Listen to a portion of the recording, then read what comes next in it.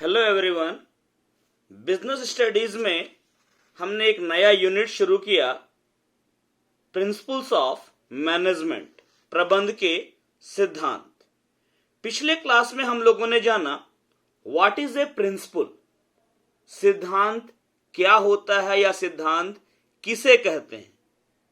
इसके बाद हमने जाना मैनेजमेंट प्रिंसिपल्स, प्रबंध के सिद्धांत।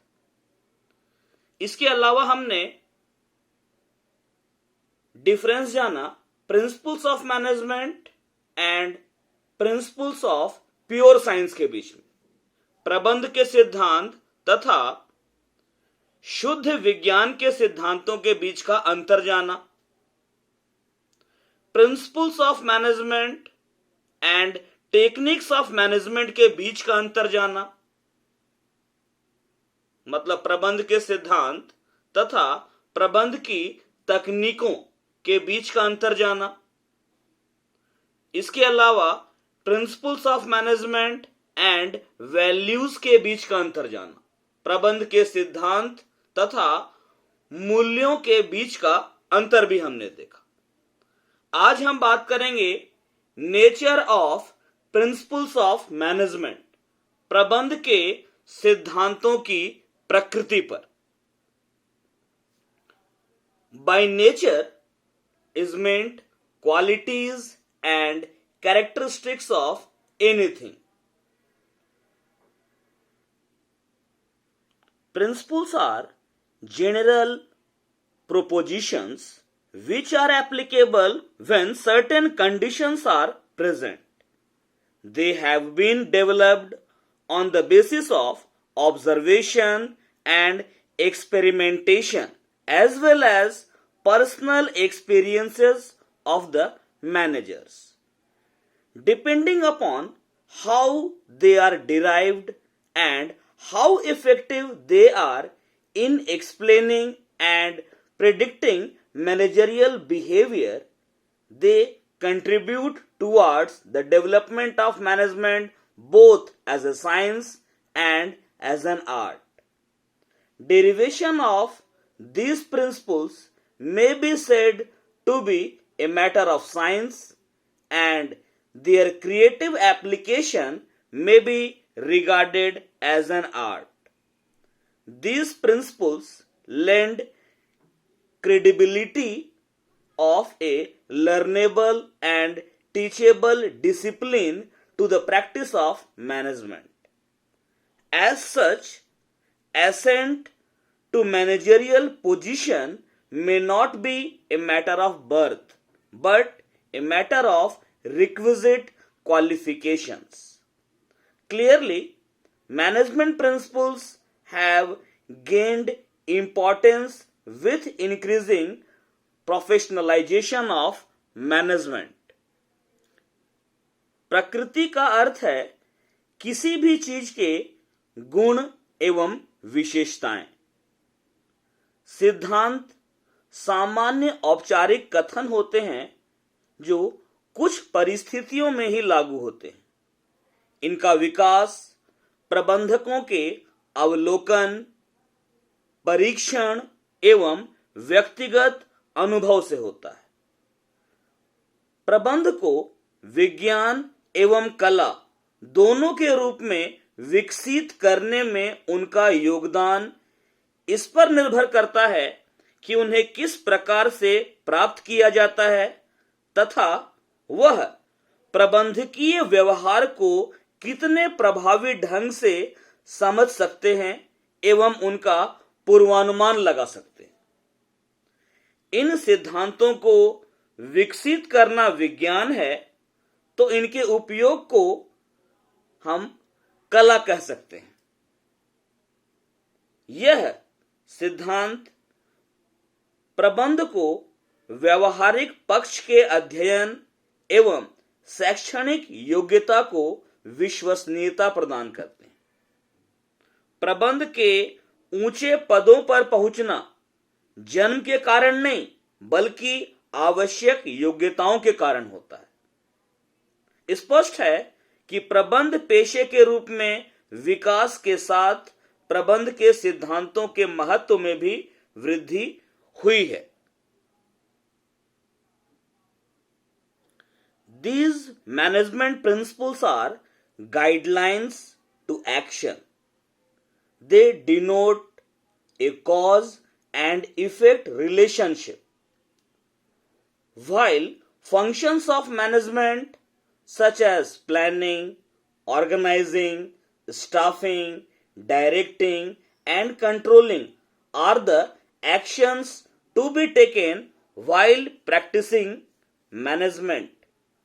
Principles help managers to take decisions while performing these functions.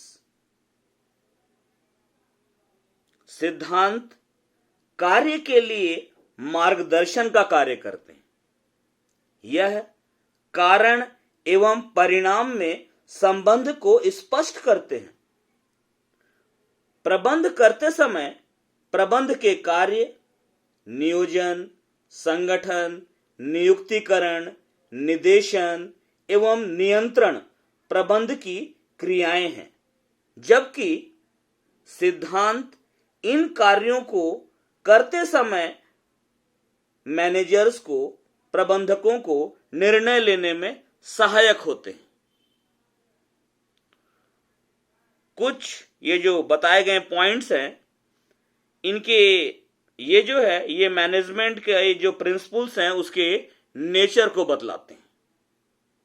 सबसे पहला है इसमें यूनिवर्सल एप्लीकेबिलिटी, मतलब सर्व प्रयुक्त। प्रबंध के सिद्धांत सभी प्रकार के संगठनों में प्रयुक्त किए जा सकते हैं। यह संगठन व्यावसायिक एवं गैर व्यावसायिक, छोटे एवं बड़े, सार्वजनिक तथा निजी, विनिर्माण एवं सेवा क्षेत्र के हो सकते हैं। लेकिन प्रबंध के सिद्धांत वहां पर किस सीमा तक प्रयुक्त हो सकते हैं, यह संगठन की प्रकृति, व्यावसायिक कार्यों, परिचालन के पैमाने आदि बातों पर निर्भर करेगा। The principles of management can be applied to all types of organizations, business as well as non-business, small as well as large, public sector as well as private sector, manufacturing as well as the service sectors. However, the extent of their applicability would vary with the nature of the organization. These principles can be applied in all parts of a country or internationally with the same precision. मतलब ये जो है universal applicability, सर्व प्रयुक्त।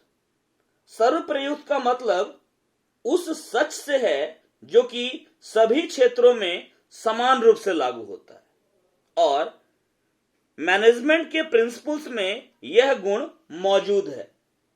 प्रत्येक व्यावसायिक एवं गैर व्यावसायिक संस्था सभी को अपने उद्देश्यों को प्राप्त करने के लिए लगभग एक समान सिद्धांतों को ही अपनाना होता है। दूसरा है general guidelines. The principles of management are guidelines to action, but do not provide ready-made solutions to all managerial problems. This is so because real business situations are very complex and dynamic and are a result of many factors. It is also because different people have different natures and they come from different family backgrounds, so the way of handling them must be different. सिद्धांत कार्य के लिए मार्गदर्शन का काम करते हैं, लेकिन ये सभी प्रबंधकीय समस्याओं का रेडीमेड सॉल्यूशन नहीं होते हैं। इसका कारण यह है कि वास्तविक परिस्थितियां बहुत ही जटिल एवं गतिशील होती हैं तथा वह कई तत्वों का परिणाम होती हैं। लेकिन सिद्धांतों के महत्व को कम करके नहीं आंका जा सकता है, क्योंकि छोटे से छोटा दिशा निर्देश, छोटा से छोटा गाइडलाइन भी किसी समस्या के समाधान में सहायक हो सकता है।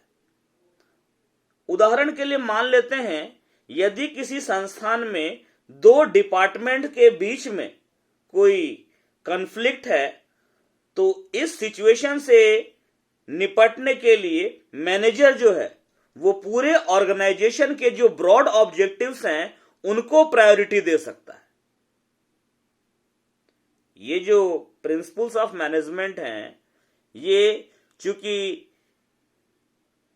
मतलब कि ह्यूमन बीइंग या रियल प्रॉब्लम से रिलेटेड होते हैं, इसी कारण से ये केवल एक सामान्य दिशा निर्देश की तरह होते हैं। नेक्स्ट है formed by practice and experimentation, व्यवहार एवं शोध द्वारा निर्मित। The principles of management are formed by experience and collective wisdom of managers as well as experimentation. It might have taken years for a management practice to be adopted by all. प्रबंध के सिद्धांतों का सभी प्रबंधकों के अनुभव एवं बुद्धि चातुर्य एवं शोध के द्वारा ही निर्माण होता है, और हो सकता है कि इसमें वर्षों लग जाएं। एग्जाम्पल के लिए, सभी का अनुभव है कि किसी भी उद्देश्य की प्राप्ति के लिए अनुशासन अनिवार्य है। अगर आपको अपना पर्पस, टारगेट पूरा करना है तो डिसिप्लिन एकदम जरूरी है, मस्ट है। ये जो प्रिंसिपल है, ये मैनेजमेंट के प्रिंसिपल्स का ही एक पार्ट है।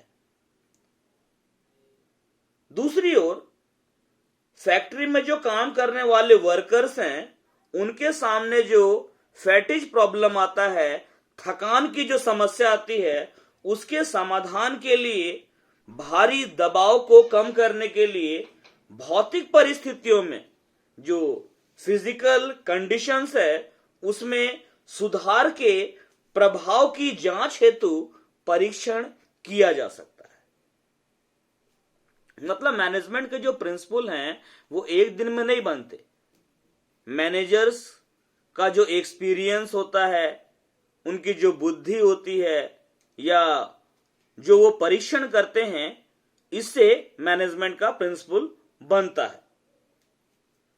चौथा है फ्लेक्सिबल, लोचशील, लचीला। The principles of management are not rigid, which have to be followed absolutely.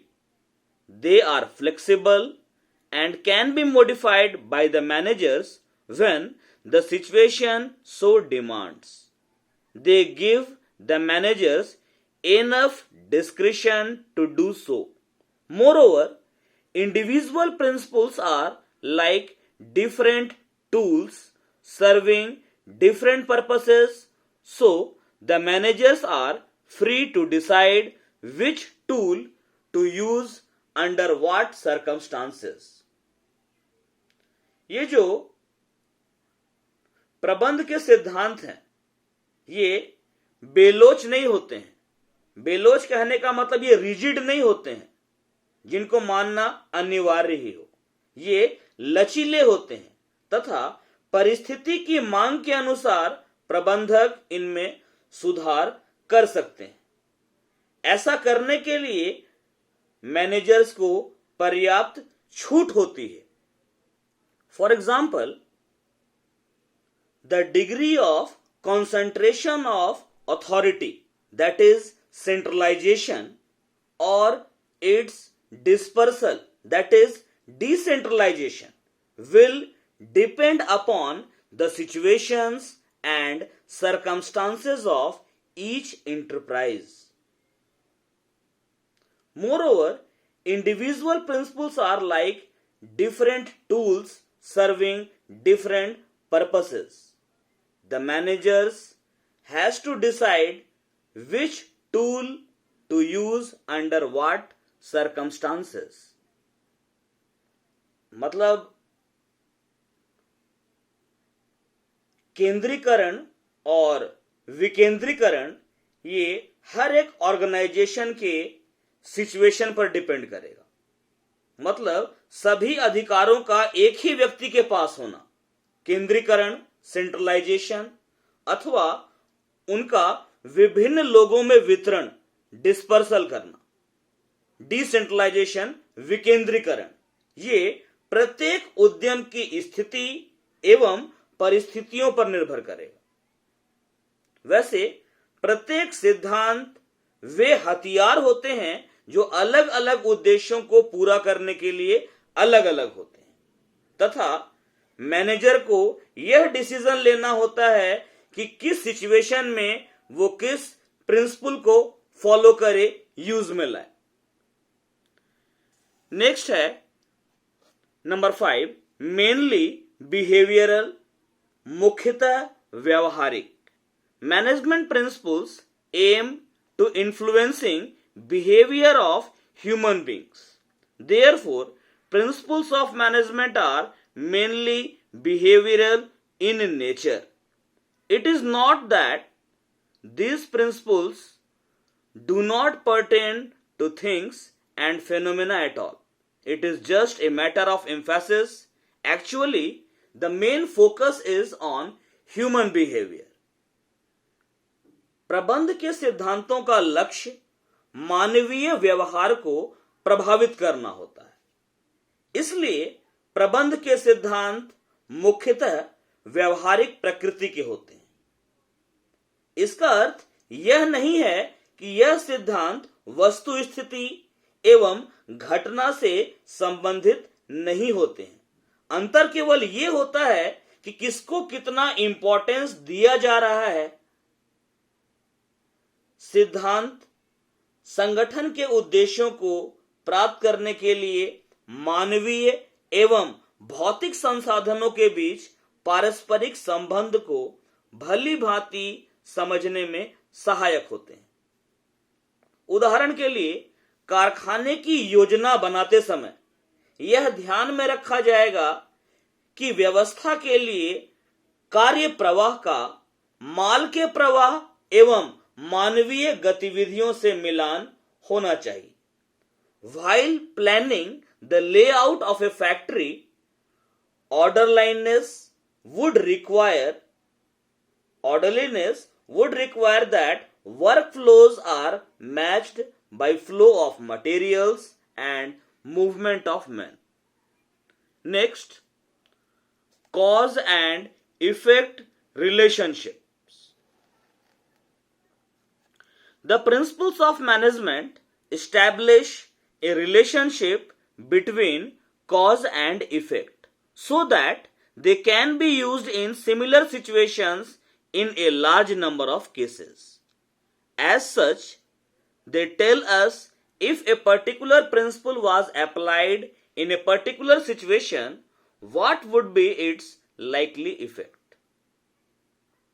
The principles of management are less than perfect since they mainly apply to human behavior.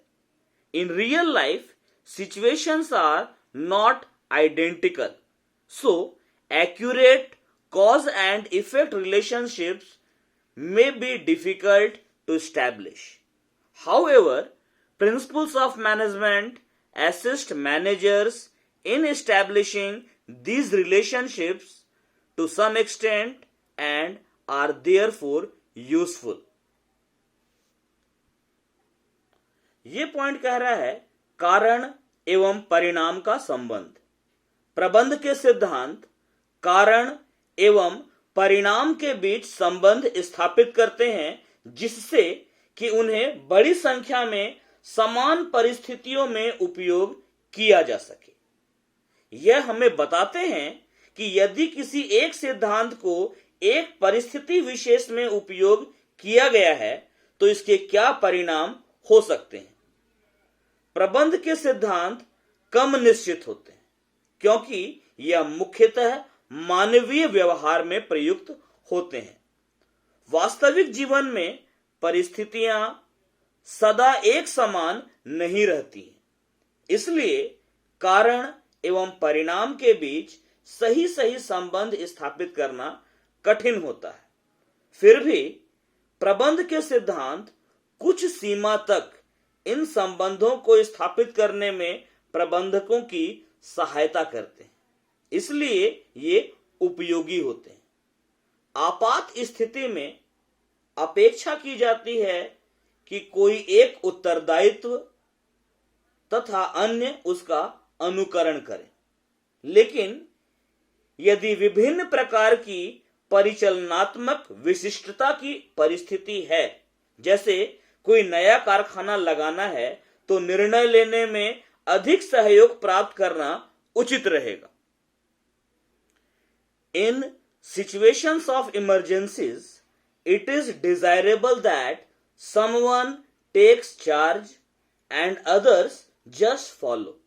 But in situations requiring cross-functional expertise, such as setting up of a new factory, more participative approach to decision making would be advisable. Last, point number 7, contingent or situational. The application of principles of management is contingent or dependent upon the prevailing situation at a particular point of time. The application of principles has to be changed as per requirements. For example, employees deserve fair and just remuneration. But what is just and fair is determined by multiple factors. They include contribution of the employee, paying capacity of the employer, and also prevailing wage rate for the occupation under consideration. प्रबंध के सिद्धांतों का प्रयोग अनिश्चित होता है अथवा समय विशेष की मौजूदा परिस्थितियों पर निर्भर करता है। आवश्यकता के अनुसार सिद्धांतों के प्रयोग में परिवर्तन लाया जा सकता है।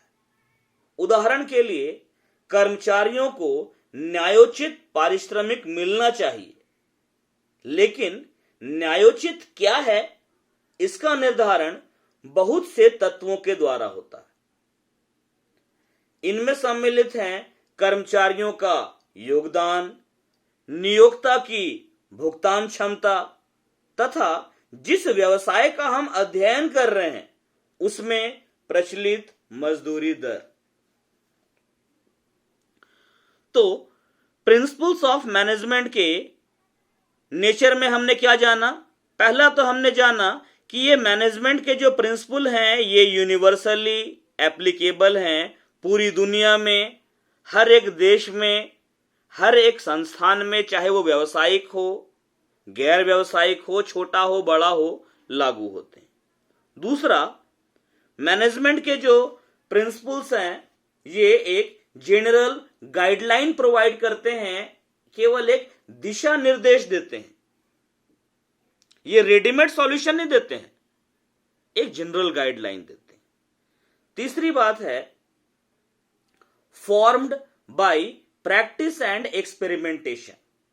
ये जो प्रिंसिपल्स ऑफ मैनेजमेंट हैं ये प्रैक्टिस करके धीरे धीरे बनाए जाते हैं, एक्सपेरिमेंट करके बनाए जाते हैं।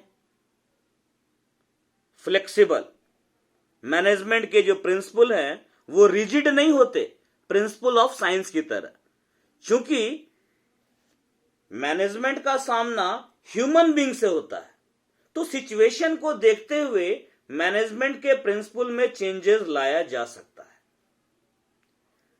मेनली बिहेवियरल मैनेजमेंट के जो प्रिंसिपल हैं उनका लक्ष्य क्या है? ह्यूमन बीइंग के बिहेवियर को इन्फ्लुएंस करना, प्रभावित करना।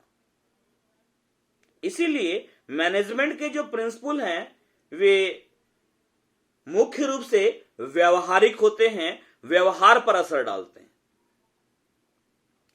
Cause and effect relationship, management के प्रिंसिपल कारण और परिणाम के बीच में संबंध स्थापित करते हैं।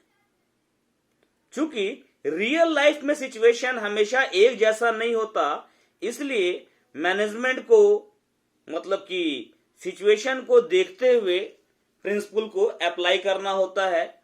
और लास्ट है अनिश्चितता, सिचुएशनल, परिस्थितिजन्य, मतलब मैनेजमेंट के जो प्रिंसिपल है उनका एप्लीकेशन सिचुएशन पर डिपेंड करता है। अगले क्लास में हम लोग सिग्निफिकेंस और importance of the principles of management, मतलब प्रबंध के सिद्धांतों के महत्व पर चर्चा करेंगे। Thank you.